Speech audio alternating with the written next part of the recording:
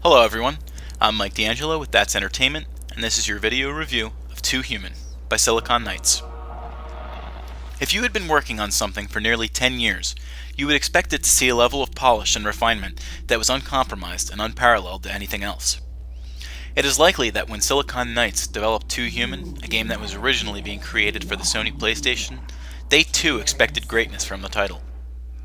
However, as time went by and the game migrated from PlayStation to GameCube to, eventually, the Xbox 360, there were thoughts as to whether or not Too Human was going to end up the same way as Duke Nukem Forever, a game that, in theory, would have been fantastic but was destined to never be released. However, around 110 months later, Too Human was finally finished and hit the market in August of 2008. Were the developers rewarded for their hard work in releasing this massive undertaking, or was the crew at Silicon Knights just too human to give this planned trilogy the start that it needed?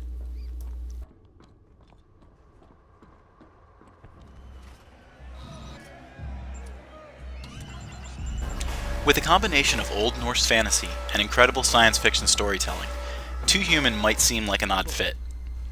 Luckily, things come together in a nice way. Both sides of the game intertwine fairly competently. The main gist of the story is rife with Norse and Old English tales, not least among them the popular epic poem Beowulf. However, while things are maintained from older materials, the story of Too Human has a much more personal one to the character you play as, Baldur, the son of Odin.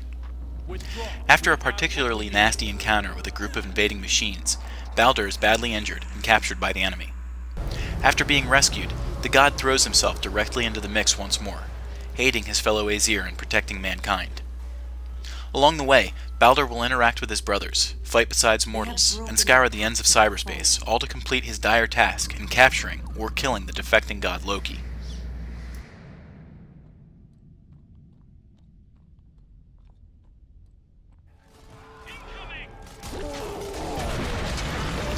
Just like other facets of Too Human, the gameplay is rife with combinations.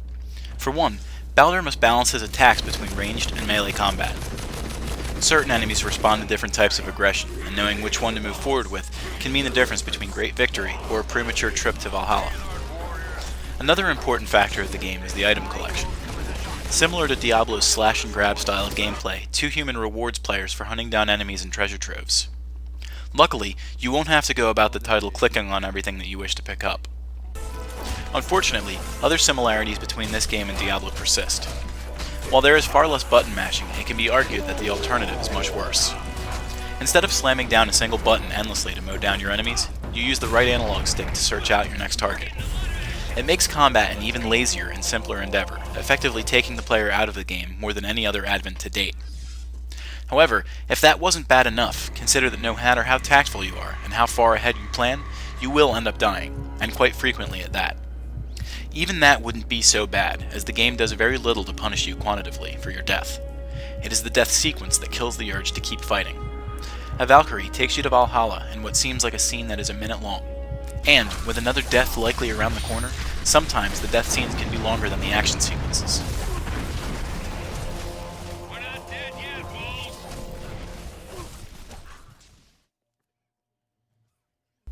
While not the prettiest game in Microsoft's catalog, Too Human certainly attempts to make up for its lacking in style. The game's set pieces are humongous, the levels are impressive, and the cutscenes are interesting and thought-provoking. For the most part, the graphical quality will not leave players too disappointed. With a limited amount of different enemies though, things begin to look overly repetitive before long. Audibly, things are a mixed bag. Some of the score of the game is adrenaline pumping and makes you want to wade through the waves of enemies that Loki sends at you. Other songs are not so well planned out, and easily dismissible. The sound too is underproduced, and far too mundane, but the voice acting is wonderful, and probably will not disappoint. For a mortal man, there can be only one sentence. As a Diablo clone, Too Human keeps its replayability until you tire of looking for bigger and better loot. With over 50 levels of experience to attain to empower Baldur, and a variety of player classes, there is a fair share of time that you can put into the game.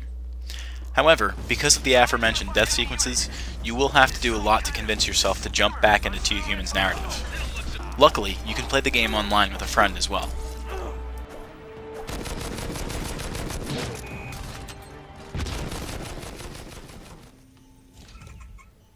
Initiate procedure. While Too Human is not bad, it is apparent that it is not the best game that it could have been. Combat is stale, certain segments of the game are drawn out for far too long, and the narrative ends far too abruptly. Though the game was intended to be the start of a trilogy, it probably would have been wiser to treat it as a standalone title in case it wasn't well received, which, unfortunately, it was not.